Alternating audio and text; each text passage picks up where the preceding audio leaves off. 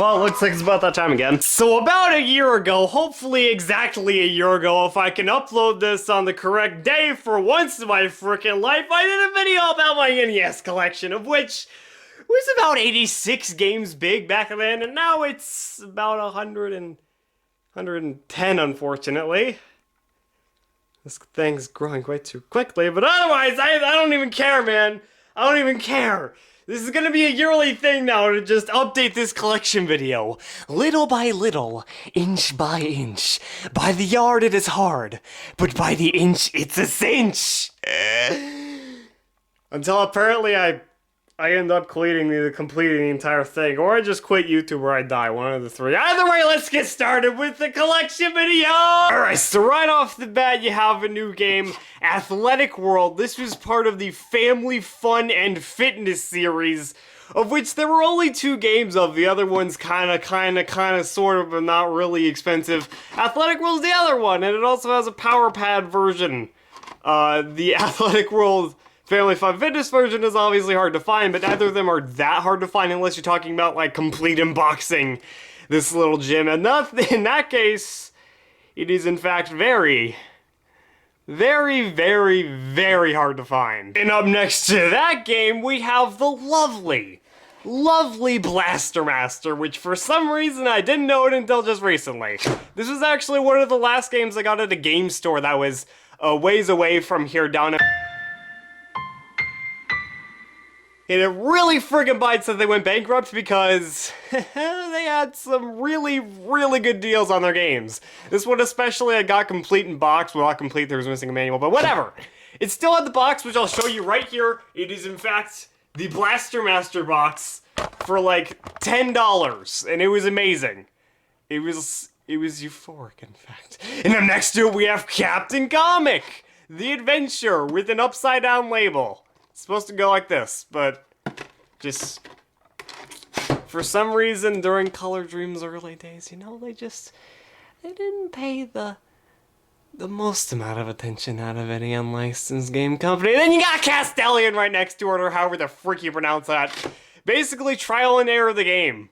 If you're into trial and error, then you will freaking love Castellian. And then up next to that little gem, we also have Championship Pool, which is the best game ever made. It's also the most relevant ever because, you know, it was a pool game that was released on the NES in 1994. Just, you know, to tap its foot into, you know, the NES pool game monopoly. I wish I was kidding, but that was actually, there was a surprisingly large amount of pool games for the NES for whatever reason. And then you got Conquest of the Crystal Palace. A lot of people consider this game a hidden gem. You could also put me in that category. This is definitely a good game. It is ridiculously hard as well. It's also got some funky fresh box art. You can see that, guys. You can see that guy's tushy. Either way, it's pretty underrated, so if you have money and you want to spend it on something stupid, then go after that. And then you have Defenders of Dynatron City. One of the least known NES games ever made, and for good reason, because this game is bloody awful. I might actually review this game one day if I ever freaking figure out how it even functions as a game, which I'm not entirely sure it does to begin with, but this is one of the most confusing pieces of junk I've ever played in my life, and it's also really uncommon, but it's still worth like $2 because nobody cares. And then up next to that you have other games that I already had in the last collection video, like Double Dribble, Double Swede, Dr. Mario, then Dragon Fighter! Not that you will be able to tell on the end label! I did a review on this game! It might be annotated next to this guy as like pecs or something, I don't know, but Dragon Fighter is really freaking good and also really freaking expensive, like a lot of other games on the NES, so, you know, it's not really special in that regard, but otherwise, yeah, go after it if you have a net worth of 10 trillion. Then you got Duck Hunt, the Eliminator Boat Duel, which I sort of had in the last collection video. I had this duct tape instruction manual, but I was waiting for the game to get here because I ordered it online for a decent price. And actually, I think that this is the most recent game I have ever spent money on eBay, because I had money at one point, but now I don't, so I have to resort to finding them in weird places like game stores and flea markets and what have you. Then you have Fester's Quest, not as bad as everyone says it is, but still not particularly good. And then you have Galactic Crusader and Gauntlet and Ghosts and Goblins. And finally, something new, we have The Great Waldo Search. I have to reach all the way across the flippin' room to reach this, but Great Waldo Search is the bloody sequel to one of the worst games ever made on the NES, Where's Waldo? They made 2 of these for some reason. No bloody clue why. Going down to level 2, you have Meme Game. I just bumped the tripod. You have Meme Game right here. And then you have Jetsons Consoles Caper, which I had in the last collection video. Then Journey to Silius with the instruction manual. For some reason, this game is kind of expensive now. It's like $30. Focus, camera, focus, camera, focus, camera. There we go. But yeah, that one's pretty good. I don't know if it's $35 good. I don't know if it's top 10 NES games of all time good, but whatever. Unlike the last Starfighter, this right here is the best game ever made. Last Starfighter, right here. That is the best box art of any game ever too. It's the last Starfighter, guys, by our good friends over at Mindscape Incorporated. Same people that made Alfred Chicken and Championship Pool. Also made that to just add on to their nice library. I just bumped the tripod yet again of amazing games. They kept up to the status quo. They are the best freaking third-party developer ever. Everything I already had before. Mega Man 2! Freaking finally I have this game. It's Mega Man 2. I don't really know. I actually prefer Mega Man 1 because I'm just more acquainted with it. I haven't played Mega Man 2 nearly as much. But for what I'm playing, it's a Mega Man game. It's just the best around.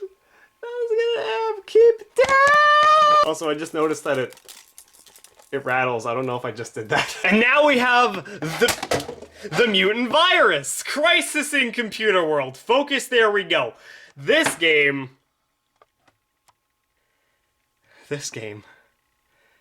is one of the best. Really frickin' is. And then you have that one football game that everyone sees everywhere for $2. Then you got Ninja Gaiden 2, coupling Ninja Gaiden 1, which I had in the last collection video. Still haven't beaten that game. And then you got Ninja Kid and Orb 3D and P-Radicus Conflict right there. It's P-Radicus. Anyway, then you got Pictionary and Pool of Radiance. And then finally a new one again is Plesnik. Plesnik is a game. It's not that great of a game, especially by Taito's standards, which I would say is probably the either second best or legitimate best third-party developer for the NES. I am of course, the sentence is, Tecmo, in my opinion, is number 1, and Capcom and frickin' Konami are so overrated that it's not even worth mentioning. But, Taito is pretty good. That's not one of the strongest games they've ever put out. But you know what?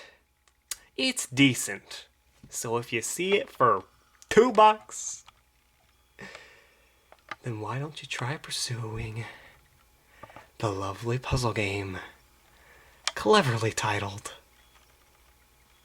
Plesnik. And then after that game we have good old RoboCop 3. That's Rad Racer. This game should not exist for a quantity of reasons. One being that the RoboCop 3 film was so freaking awful, and the first 2 RoboCop NES games were so freaking awful that it makes no sense to capitalize on it, but alas, here it is. RoboCop 3. I have it in my hand. Right now. Published by Ocean, that's how you know this game is a piece of crap. Just why does this exist? And then next to that game you have a turquoise game.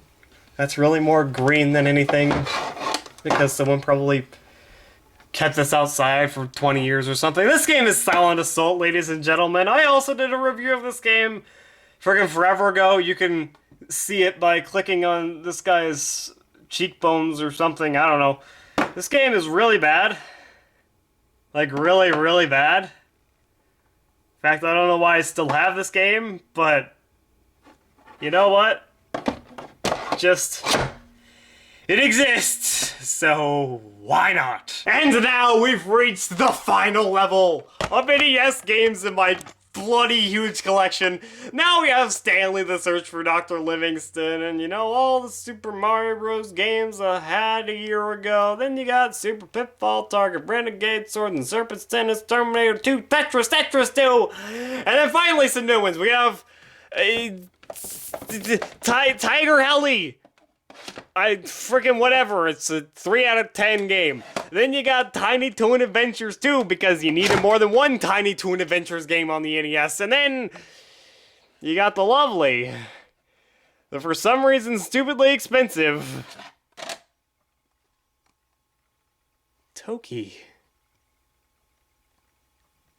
by Taito yet again. Then you got frickin' Tom and Jerry, frickin' Trolls on Treasure Island.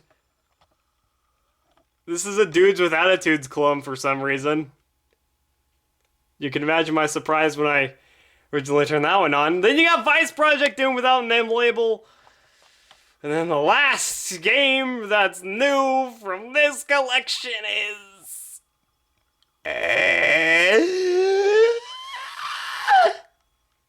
Wizards and Warriors. Overrated in my opinion. Alright, that was the collection video, guys. Hope you enjoyed it. And then you also have boxes, but friggin' whatever. Those aren't games. And then I'll see you in another video.